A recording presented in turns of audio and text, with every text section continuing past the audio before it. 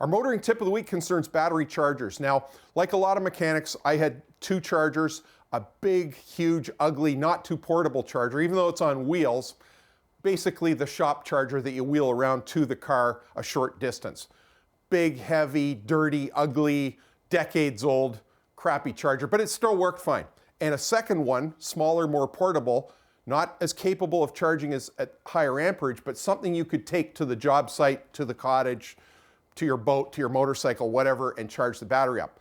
And the only difference between the two is the small one took a longer period of time to charge the battery. Now, I lost track of that second smaller charger a few months ago, had to replace it, and just like the cars and vehicles that the battery is attached to, this has evolved, morphed, changed, and is much better and more capable than the older pieces of equipment. So when we buy a little charger like this now, and this one was like $50 the other day at the auto parts store, much more capable. We get a digital readout. On the old one, we had an analog gauge that didn't work very well. We have a digital gauge on this one. It charges at 2 amps, 6 amps, or 10 amps rate, and you can select that rate, or it will default to the appropriate rate after it's analyzed the battery. We can also read the terminal voltage of the battery digitally, and that's important with a maintenance-free battery to determine the state of charge.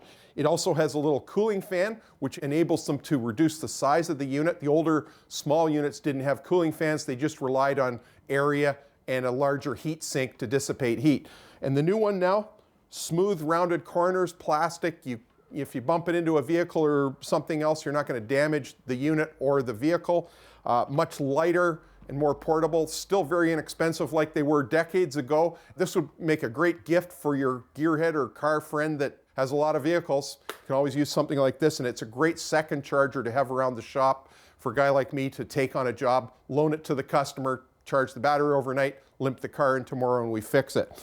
So, great little unit, much more capable than it used to be.